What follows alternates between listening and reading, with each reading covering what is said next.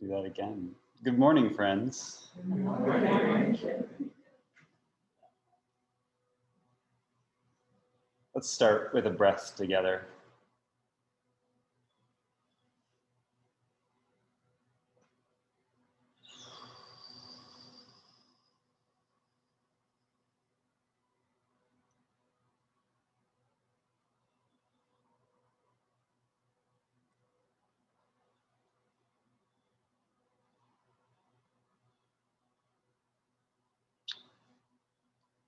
Can't quite believe that this is our last time together. It has both seemed very short and,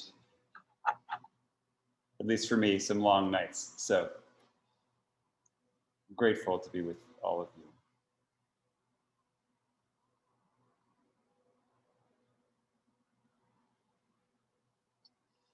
So the program to upend the domination system has and works at 3 levels. The personal, spiritual level of our inward work, uprooting empire. The community work within our religious society of friends, building amongst us an alternative way of being and relating. And finally, actively confronting the empire around us. In our final time today, I want to focus on the last part of that. Actively confronting the empire around us.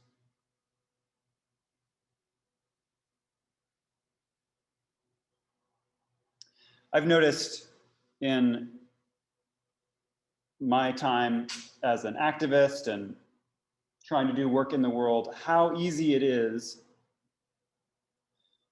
when trying to change or challenge situations of injustice to replicate the patterns of domination. When I went out Monday to confront the cop parked in the Portland meeting parking lot, I fell back on my privilege and evoked the empire's framework of private property.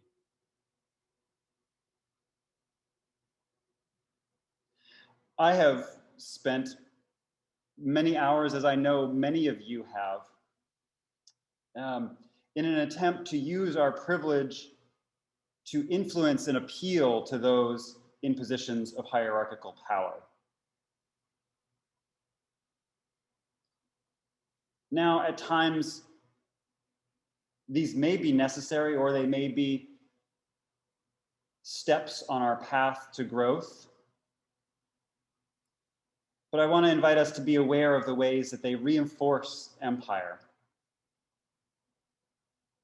The state, of course, its power rests on the fact that it has claims to a monopoly on legitimate violence.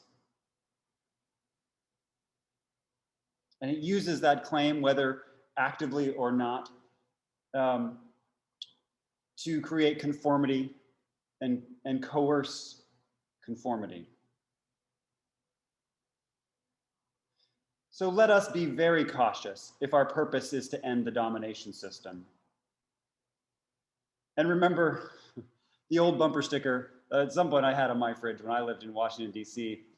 Vote Democrat for a kinder and gentler imperialism.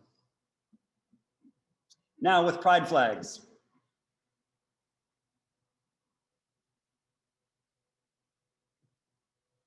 Both of these kind of channels that I just mentioned, I think are questionable because fundamentally they alienate or abrogate our inherent divine authority and power. They don't live fully into aliveness, an open space to our continual inward growth and transcendence. The prophet Micah reminds us, of course, to do justice, love mercy, and walk humbly with God. Do justice. Not talk about justice with our elected officials. Do justice. So what sort of inward action upends the domination system. In a word, witness.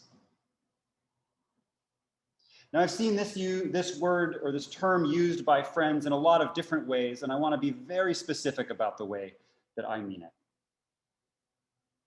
Often I've heard witness used to either say something like, I'm going to go down to witness the pipeline construction. Like, I'm going to watch the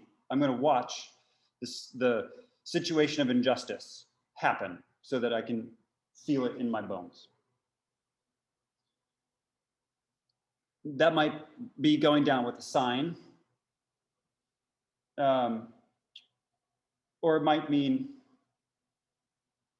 yeah, but I'll say that. But it basically is that I'm going to go down and say in some way, maybe with my presence, this is bad, it should stop. Or it might mean going to an elected official with a story, or standing outside a post office with a sign telling about an injustice that you were aware of. I've heard all those referred to as witness.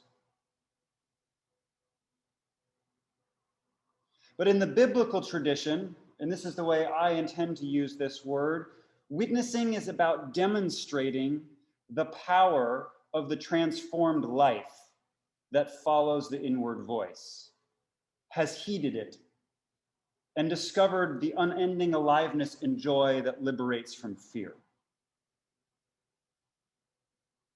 It's a demonstration of an inward power. I want to turn to Acts chapter 1, verse 2.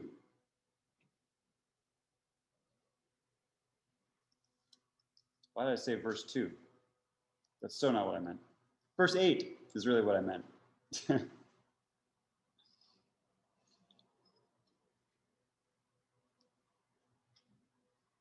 But you will receive power when the Holy Spirit comes on you, and you will be my witnesses in Jerusalem and in all Judea and Samaria and to the ends of the earth.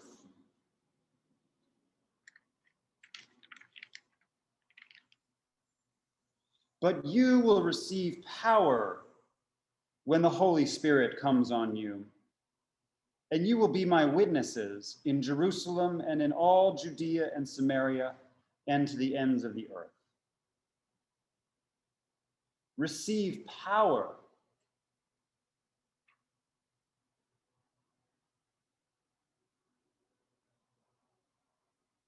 Not privileged power of a different kind. Witnessing is about showing and demonstrating that power. It's not the power of the world. It's not dominating, hierarchical, or violent power. But the power of the Holy Spirit that, as Naylor says, takes its kingdom by entreaty, by invitation and seduction, and not with contention.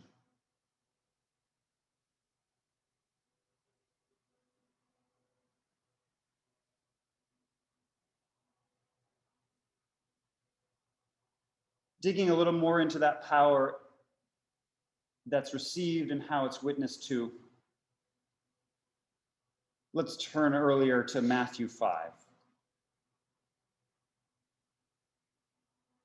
This will be a longer one, I promise. Worth flipping around maybe for. Verse 38.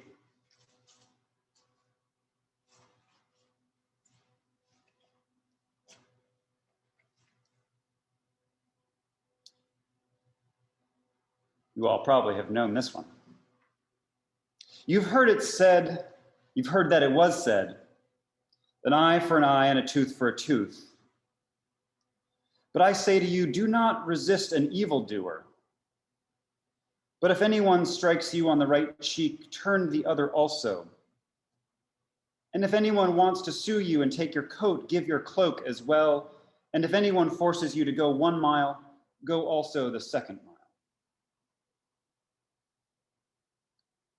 This is the classic formulation of Jesus's nonviolence. And as we'll see, this is not passivity. It's not about flight. And it's not about violence. It's not about fight. It's about wielding a different kind of power. I'm going to turn to and use here Walter Wink's book, The Powers That Be, to break it down a little bit and show some of the context around what's going on in these three examples of nonviolent action.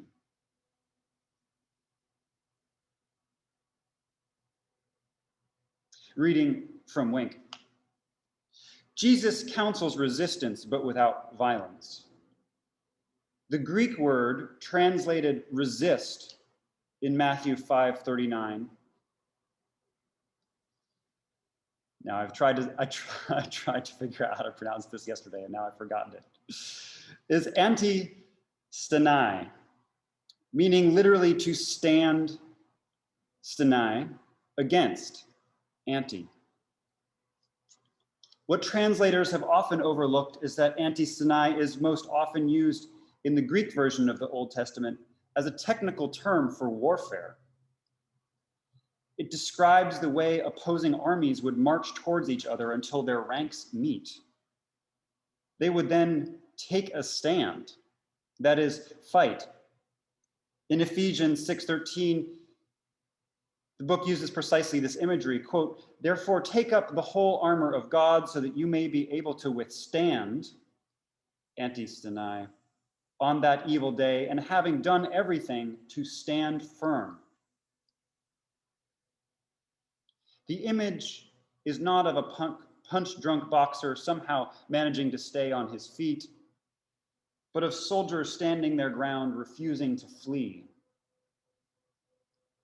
In short, anti-stenai means more here than simply to resist evil. It means to resist violently, to revolt or rebel, to engage in an armed insurrection.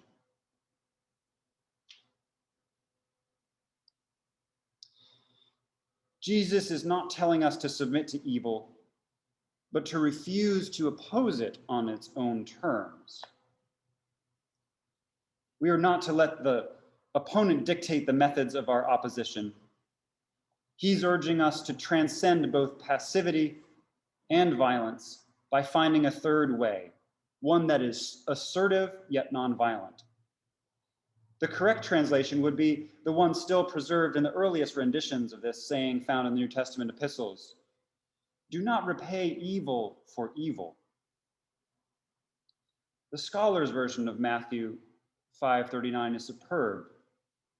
"Don't react violently against the one who is evil."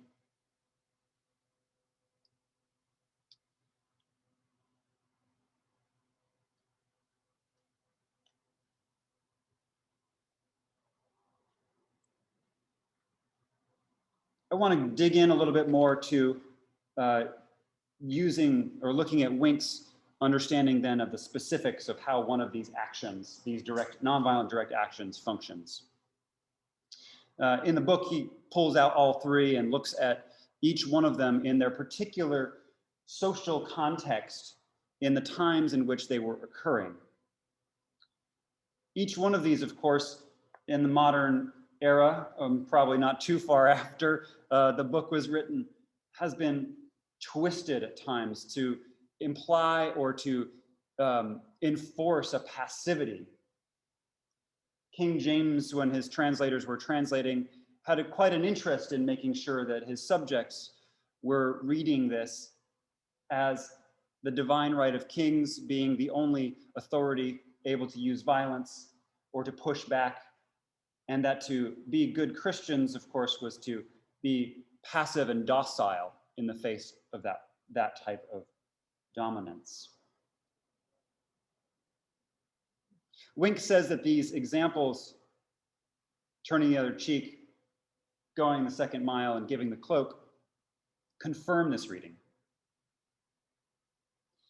Reading about turning the cheek, you're probably imagining a blow with the right fist. Such a blow would fall on the left cheek. The text says, "If anyone strikes you on the right cheek, turn the other also. To hit the right cheek with a fist would require the left hand. But the left hand could only be used for unclean tasks. At Qumran, a Jewish religious community of Jesus' day, to gesture with the left hand meant exclusion from the meeting and penance for 10 days. It's literally impossible to hit someone on the right cheek with your right hand. If you've tried it, you'll know the only way to do it is with a blow with the backhand. And a backhanded blow is not a blow to injure, but to insult, to humiliate, and to degrade. In these times, it was not administered to an equal, but to an inferior. Masters backhanded slaves, husbands wives, parents children, Romans Jews. The whole point of the blow was to force someone who was out of line back into place. Wink goes on, notice Jesus' audience. If anyone strikes you, these are people used to being thus degraded. He's saying to them, refuse to accept this kind of treatment anymore. If they backhand you, turn the other cheek. Because by turning the other cheek, the servant makes it impossible for the master to use the backhand again, because his nose is in the way. The left cheek now offers a perfect target for a blow with the right fist. But only equals fight with fists, as we know from Jewish sources. And the last thing the master wishes to do is establish this underling's equality. This act of defiance renders the master incapable of asserting his dominance in this relationship. He can have the slave beaten, but he can no longer cow him. By turning the cheek, then, the inferior is saying, I'm a human being just like you. I refuse to be humiliated any longer. I am your equal. I am a child of God, and I am not going to take it anymore. Such defiance is no way to avoid trouble. Meek acquiescence is what the master wants. Such cheeky behavior, great pun there, Wink, may call down a flogging or worse, but the point has been made. The powers that be have lost their power to make people submit.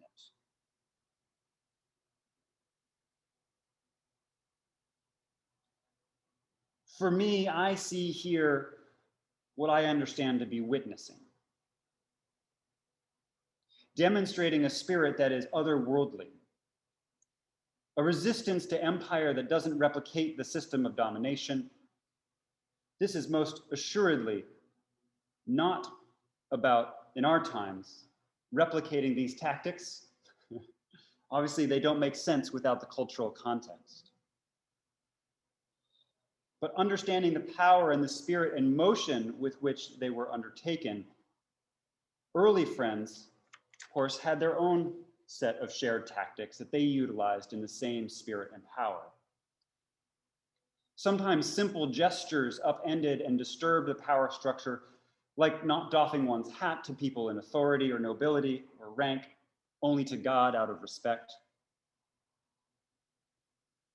So what about in our time?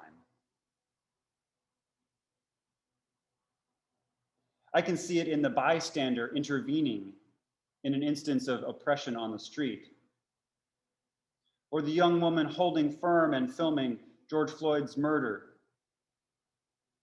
or the indigenous people holding ceremony on their traditional territory in the path of pipeline construction, or their allies getting in the way of diggers and trucks. I confess that my attempts to do this have not been as creative as those who turned the tables in Jesus' examples. There is much room here for friends to experiment and break new ground in how we witness to this power that we have found within.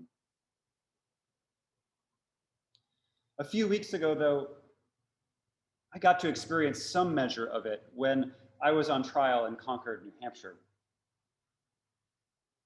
I confess I did not follow the biblical injunction to or the Quaker advice for meeting for worship and go in unprepared and trust that the Spirit would give me words. I did do some preparation. But I could feel inwardly that I wasn't bowing to the authority in the room, neither to the judge nor to the prosecutor. I had that inward sensation of holding fast and standing firm in my resistance. It made me sit up straight. It made me look people in the eye. And it helped me to hold and allow to wash over me the kind of absurd antics of the prosecutor. One friend who was there commented that it was so clear that the prosecutor was spouting facts and that the other force in the room was speaking truth, and that that difference of power could be felt. Witness.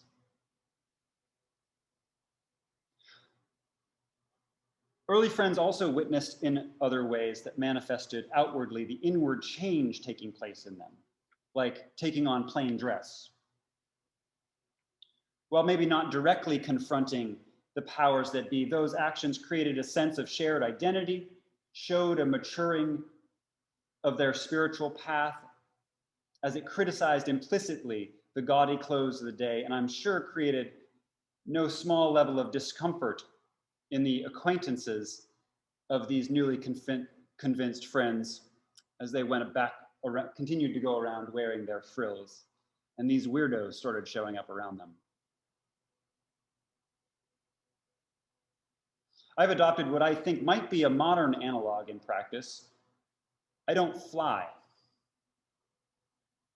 In airplanes, that is. I don't fly in other means either, but I remember clearly the discomfort of my mother-in-law when my partner Meg and I told her we would be taking the train to New Orleans for Meg's brother's wedding.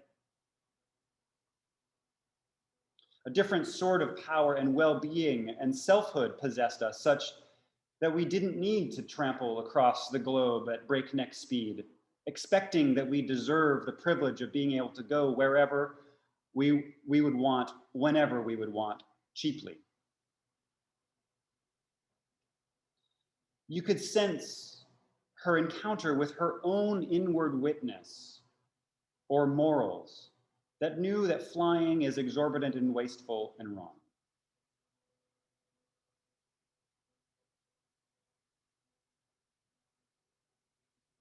Friends, do you find your mind making rationalizations about why you need to fly? Or why you deserve to fly? I invite you to sit with that a moment.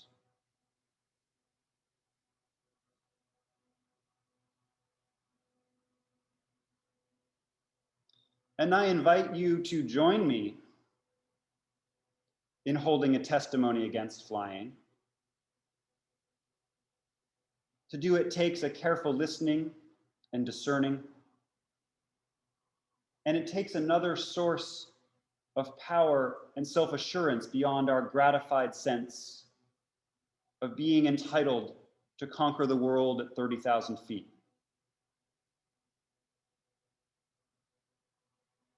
What other testimonies might be opened to us in these times that upend the expectations of the world and how we should be privileged to be in it?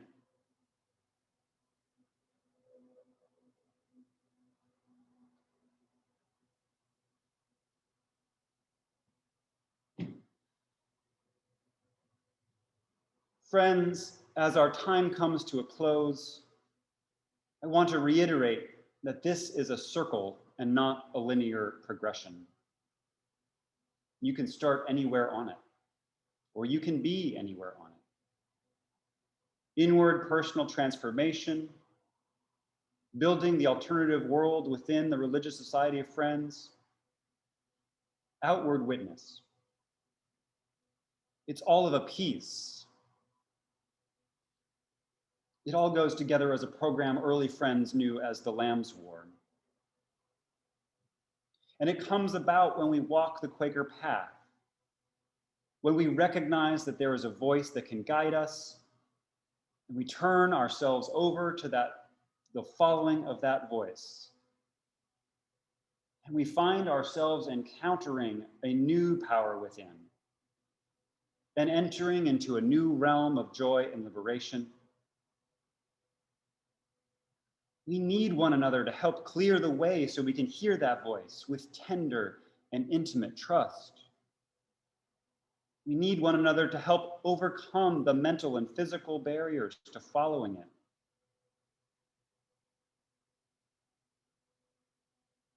When we do, we have for us the possibility, I believe, of finding ourselves saved from the original sin of separation and domination, and that we might come through the flaming sword that stands at the gates of the garden and guards the tree of life. And when we do, we find a power that cannot be stopped by the Roman Empire, even if it tries to hang it on a cross and bury it in the ground.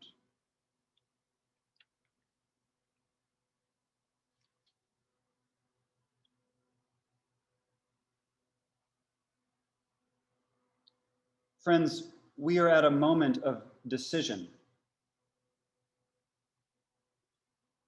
where we as a people are going to have to choose whether we're more interested in propping up the systems of empire that has given many of us, particularly white people, enormous advantages, or whether we're going to set our allegiances on the liberating Holy Spirit and refuse to put any God above it. We have a decision to make about whether we are going to interrogate and judge the ways we've been doing things in the Religious Society of Friends, or whether clinging to the sinking ship of structures and cultures invented in the 20th century is more important. Whether we're going to rebalance our householder and itinerant energy. We have a decision to make about whether we're going to keep tiptoeing around elephants in our rooms or whether we're going to take Fox's advice, and that all who dwell in the light and see clear will speak to the others whose minds are gone from the light. I believe we have an opportunity to reclaim a thread of decolonized, anti-empire, liberating spirit-based life hidden at the core of the Christian tradition. It's our inheritance, and it's desperately needed. And we need to decide if we're going to reclaim it, to destabilize the domination system, or continue to let the powers and principalities of the world co-opt and manipulate its symbols and stories to their own ends.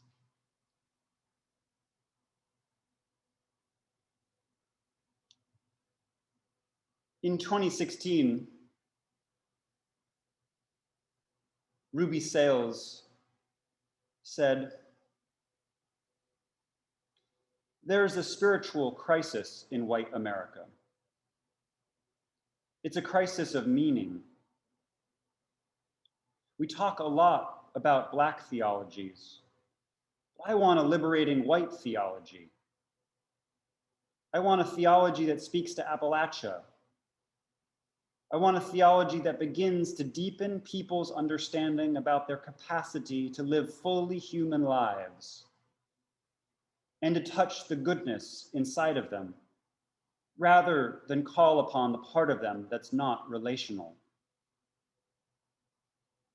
Because there's nothing wrong with being European American. That's not the problem.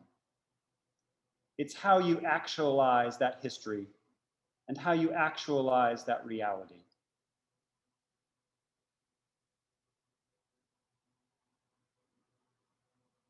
Friends, we have a theology. The choice before us is whether we believe in it.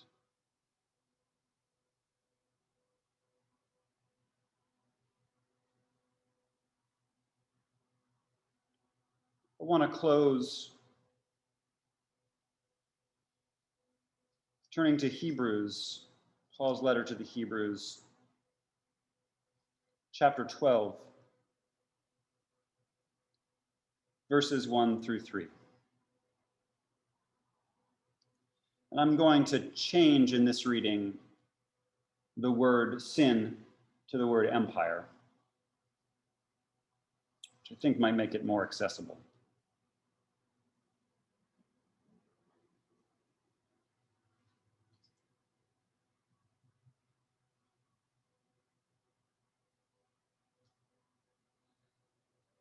Therefore, since we are surrounded by such a great cloud of witnesses, let us throw off everything that hinders and the empire that so easily entangles. And let us run with perseverance the race marked out for us, fixing our eyes on Jesus, the pioneer and perfecter of faith. For the joy set before her, she endured the cross, scorning its shame, and sat down at the right hand of the throne of God. Consider her who endured such opposition from empire, so that you will not grow weary and lose heart.